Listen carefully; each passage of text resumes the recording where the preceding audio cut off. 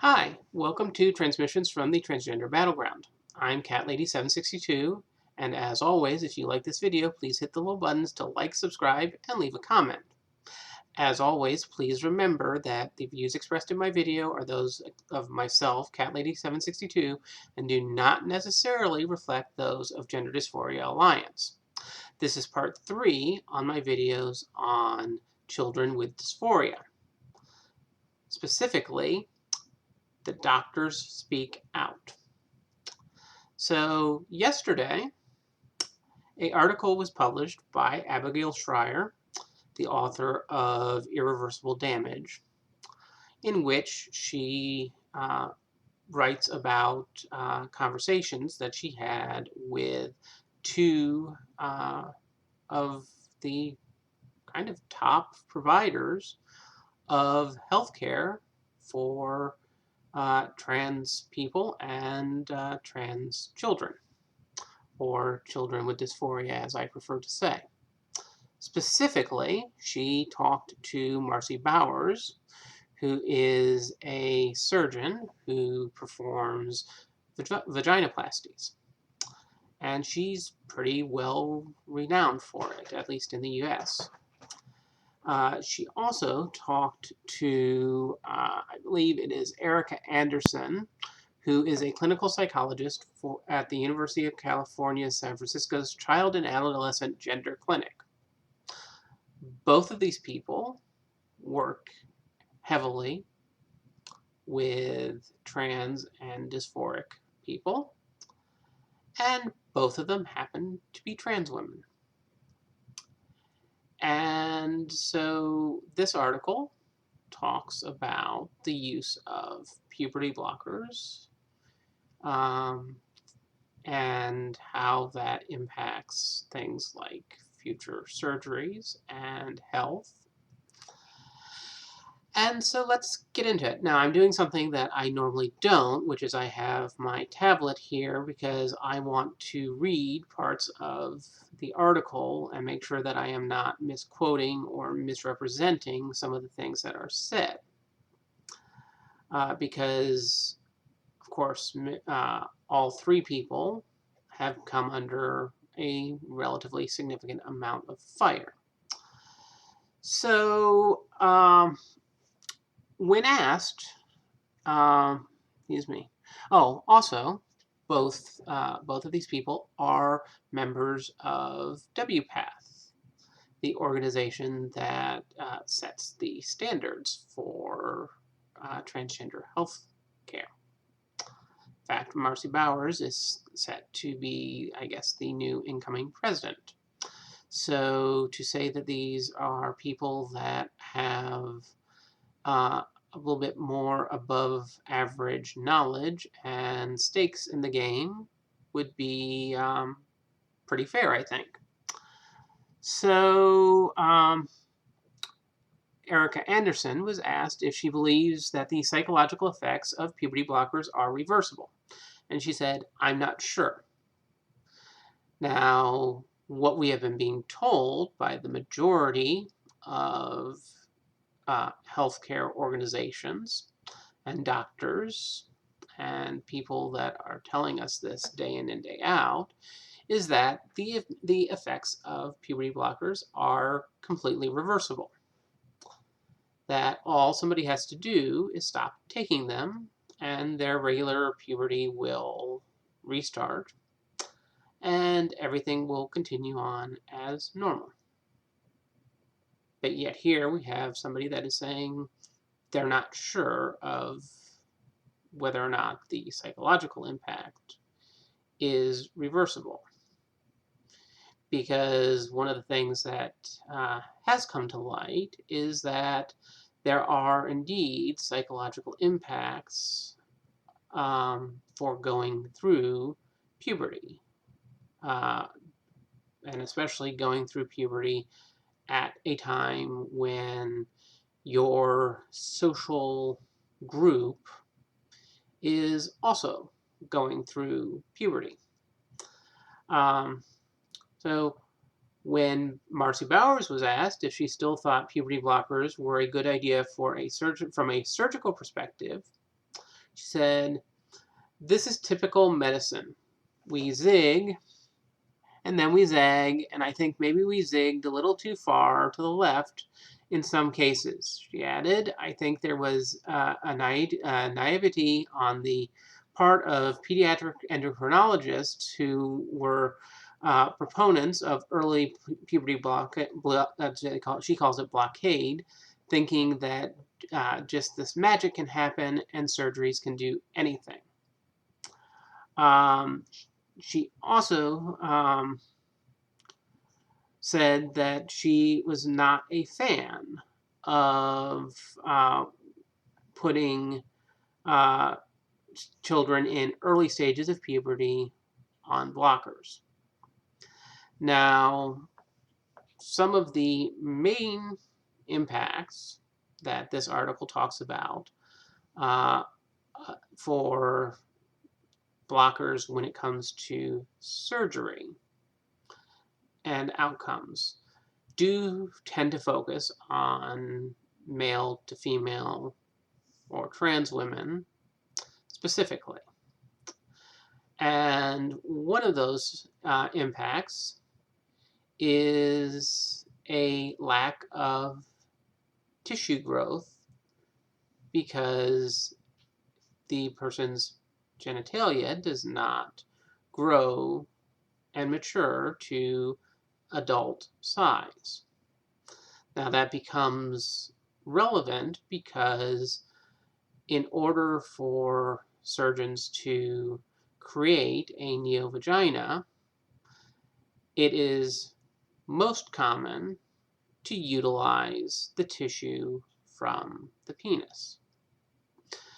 Now, yes, surgical techniques are getting more advanced, and some surgeons can augment that with tissue from the stomach, tissue from the colon, or even a skin graft. Of course, the issue with that is that the more complicated a surgery becomes, the more risk of complications there are, and the more difficult the recovery is. I can tell you from my own experience that my doctor would have required an additional 2 weeks of recovery time under their observation had I had to have, or had I chosen to use a surgery that utilized part of the colon. Now, I happen to have watched part of the I Am Jazz TV show where Jazz Jennings went in search of the surgeon that was going to perform her vaginoplasty. And I remember distinctly at the time that one of the surgeons that she saw expressed the reluctance, if not outright, just basically said that they would not be able to perform such a surgery on somebody who had not gone through the maturation process. I don't recall whether it was that surgeon or Marci Bowers who eventually was her lead surgeon, who did recommend that one option would be to temporarily stop her estrogen treatment and allow a natural puberty to progress for a period to allow the growth to happen. That option was not taken, and I can understand why somebody that has already socially transitioned and lived a certain way for several years may feel like that is a very poor option. Now, I am not going to say that the complications that resulted from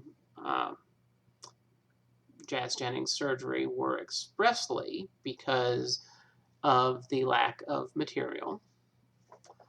But it would not be surprising if it was not something that led to part of the complications. In fact, I'm going to scroll because this is much further down in the article where Dr. Bowers talks about the fact that she says, but honestly, I can't sit here and tell you that they have better or even as good results. They're not as functional. I worry about their reproductive rights later.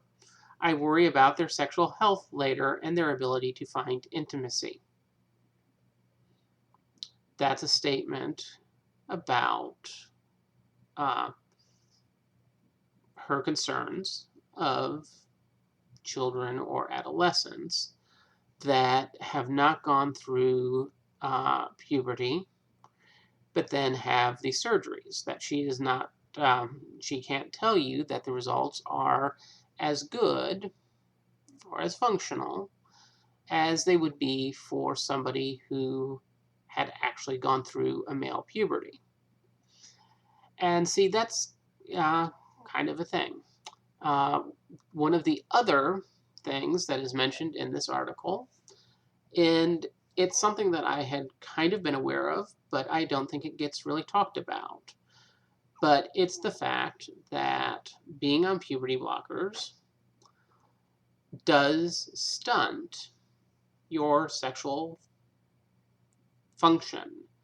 That if you go on puberty blockers and you have not experienced an orgasm, that it is much, much harder, if not impossible, to experience one post-surgery because your body did not get jump-started to experience that type of feeling.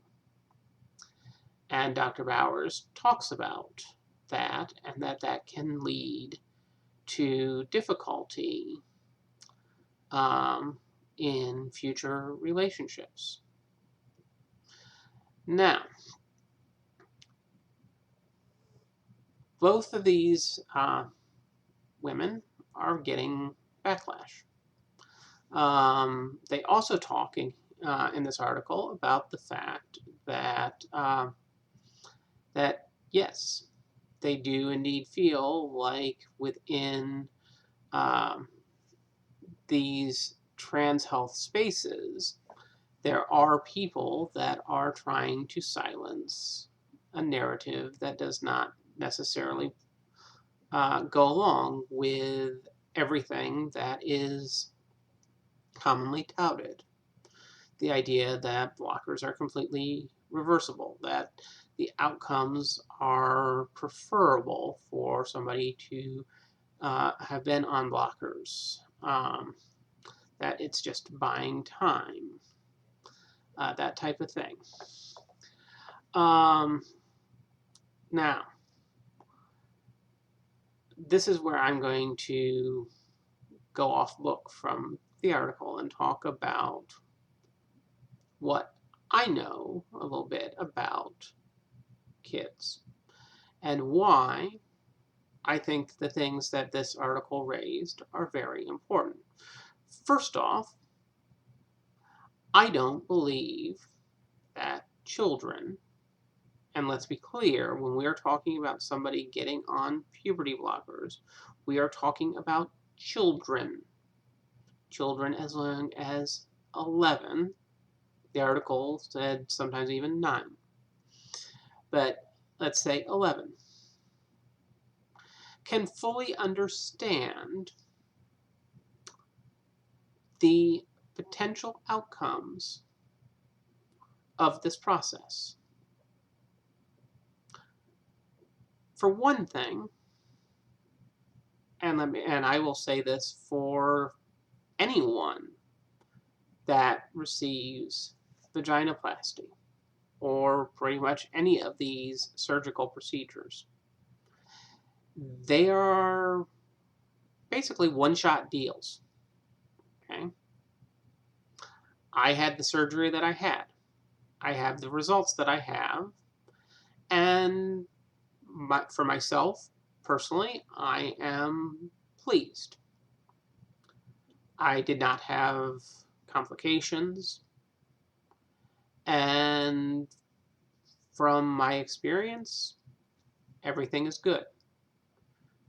That being said, I can't compare the functionality of my results to the functionality of a different surgeon, or just the same surgeon on a different day. I got what I got, and I know that result. So I can't say I got the best outcome because I got the outcome I got. And I'm lucky that I'm happy with it. And that's the results for pretty much anyone that gets these surgeries. So you may not know that you're missing out on functionality that you could be having, or that it didn't have to necessarily be as involved of a recovery as you had, or maybe as a painful of a recovery as you had. Because the thing of it is, pictures tell you how something looks. Somebody's stories, like I just told you, tells you my specific outcome and how I feel about it. But it doesn't necessarily tell you if how I feel about it is the absolute reality of it. For all I know, I may have had better results if I had gone to Marci Bowers.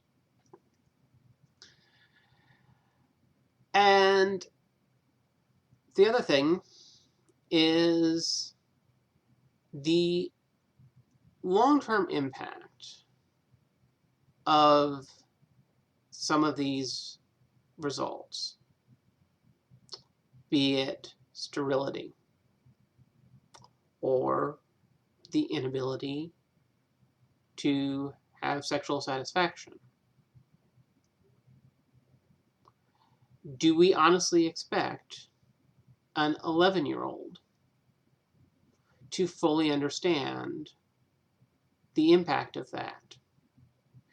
If you tell an 11-year-old that they will never have sexual satisfaction, which is kind of a really kind of creepy thing to say to an 11-year-old, but hey, we're saying that they need to be informed and can consent to this.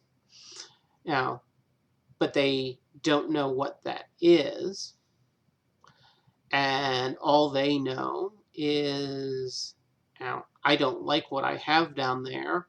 I don't want to do anything with it anyway, so what does it matter?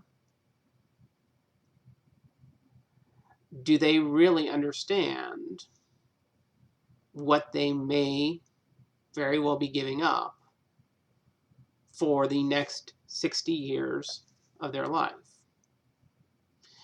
Because the other thing that I can say from most children that I know and have dealt with is that they are not the best at thinking about long-term impact. if you ask most children and say, you can have a present today, or you can have 5 presents 6 months from now, most will choose the present today. And that's kind of what we're doing with the idea of puberty blockers. We are telling children that if you get on puberty blockers today, you may, because let's face it, some of this is all very subjective. So if you get on puberty blockers today, and again, I'm going to talk explicitly about male to female. If you get on puberty blockers and do not go through a male puberty, you will not have facial hair, and your voice will not deepen, and you will not get masculine facial features, and you will not get tall, and you will not get body hair, and all that stuff is really, potentially upsetting to this child, especially if you consider that this child may already be socially transitioned and be very concerned about the impact that all these things may have on their ability to blend as a girl. So you say, you get all of these things if you go on puberty blockers. If you don't go on puberty blockers, you may potentially have a more difficult surgery. And you may potentially not be able to sexually function as well as you may have if you didn't. And you won't have any ability to be fertile. Well, most children are not going to really think about what those mean, because those impacts are not as immediate to these other things that you are telling them that they want to happen. But the thing of it is, again, that's all predicated on assumptions. See, not everybody, not every male, has the same results through puberty. Some will grow really tall. Some will not. Some get a lot of facial hair. Some will not. Some will retain delicate features. And some will still retain a voice that is maybe not the most soprano, but easily within the realm of what a lot of people consider for females or feminine voices. And here's where I'm going to bring in a bit of personal anecdote. And you can scoff at it if you like, or not. But I mentioned in an earlier video that in college, I grew my hair out. And so from the ages of about 19 through 21, 22, I had long hair. Not quite as long as I have now, but fairly similar. And I was not making an attempt to pass. I just liked having the long hair. It made me feel better. It did probably help with my dysphoria, but it was not part of passing. I was not trying to convince anybody that I was anything but a young man. And yet, I would frequently get mistaken for a woman. I would get called ma'am, and I would have no issue, interacting with somebody, at least for short times, because this was always usually people that did not know me. But the fact of the matter is, if that was possible for me at 19 with no effort to try and present myself as if I was a woman, and yet having had gone through puberty, then it is certainly possible for other people. And there are certainly adult trans people, trans women even, that blend very well. Now, yes, there are going to be people that say trans women never pass. I think that is as foolish of a statement as pretty much any statement where you make definitive statements like always or never. So if some can still have very positive results even after going through puberty, there's no reason that some of these children that are being put on blockers couldn't equally have those results and yet still have the more beneficial outcomes when they choose to have surgery. Now, to end this, I want to talk about the backlash that is happening. So both women, but primarily Marci Bowers, seems to be getting the brunt of the backlash from the trans community, probably because she is the most well known. There are complaints about the fact that Abigail Shrier wrote the article. That, an article by somebody who is considered transphobic is just giving transphobic people more fuel. I have seen these two trans women, who I am sure up until yesterday were considered very highly amongst the trans community, called quislings and bootlickers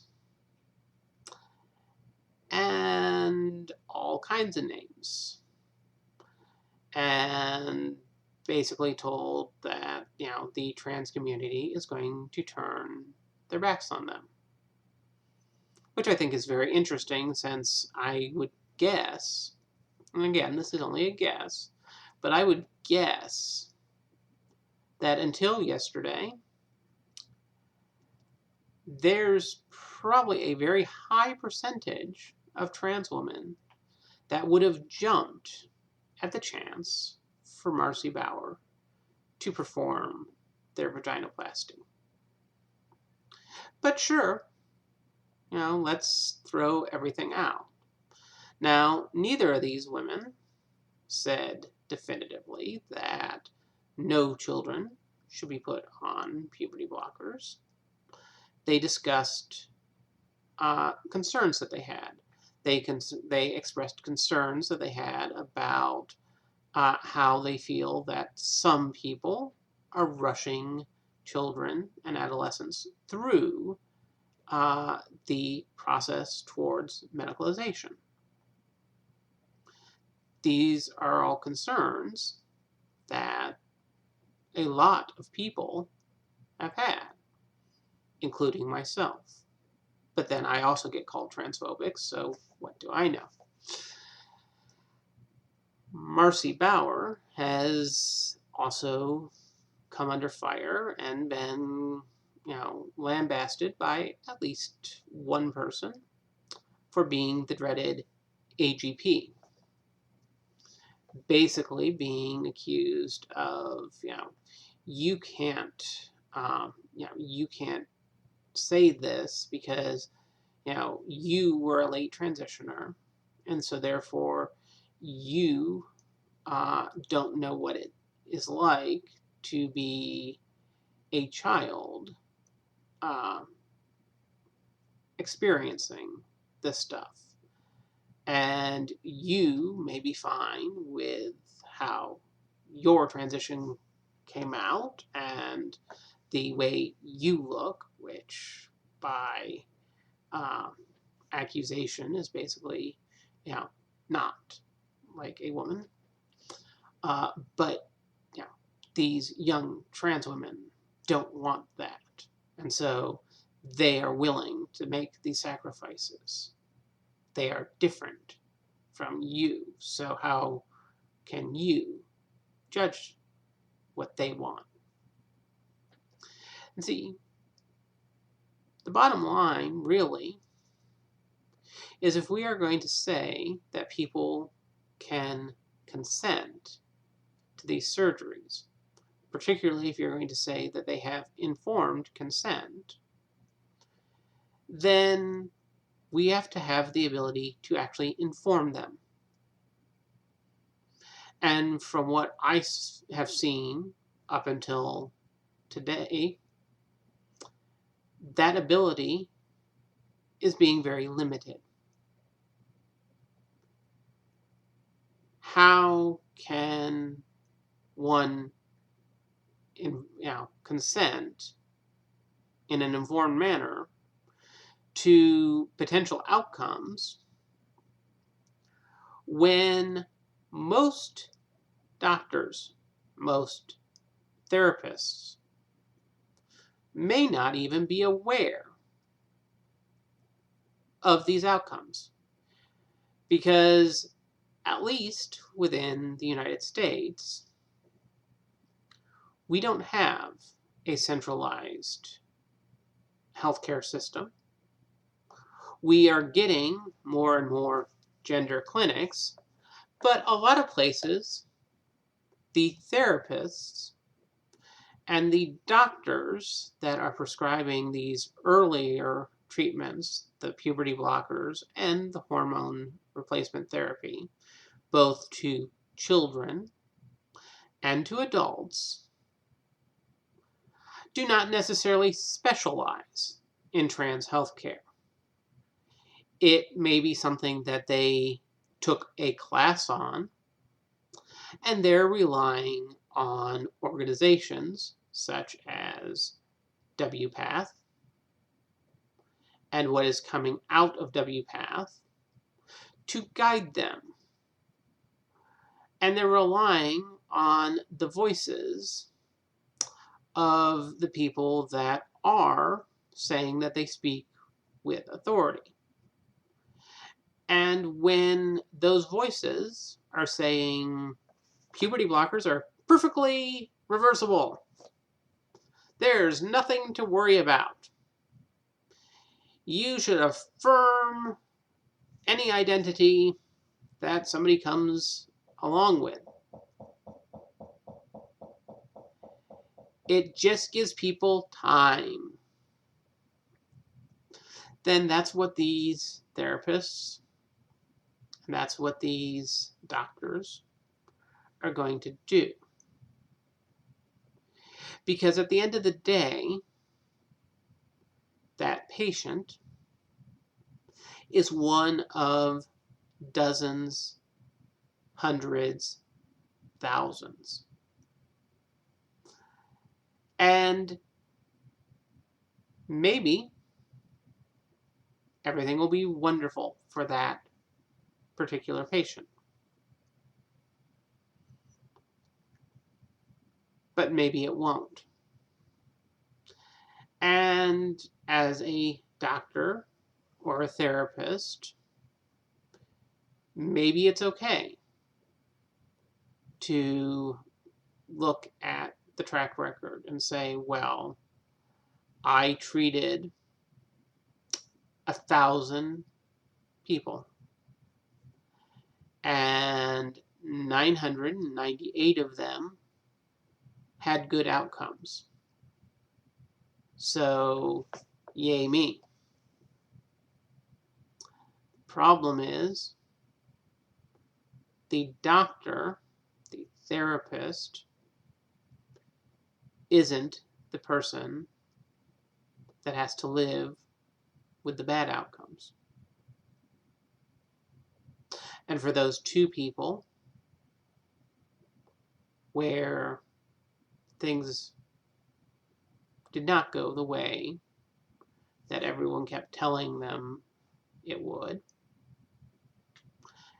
they don't get the luxury of going, well, yeah, things weren't great for me, but hey, those other 998 people, good for them. It's a one-shot deal. So I've rambled quite a bit. Hopefully, some of you will find this important.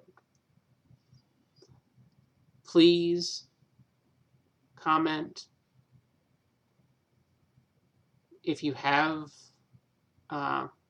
anything pertaining to this topic or something that you think you might like me to talk about, or let me know. Until next time.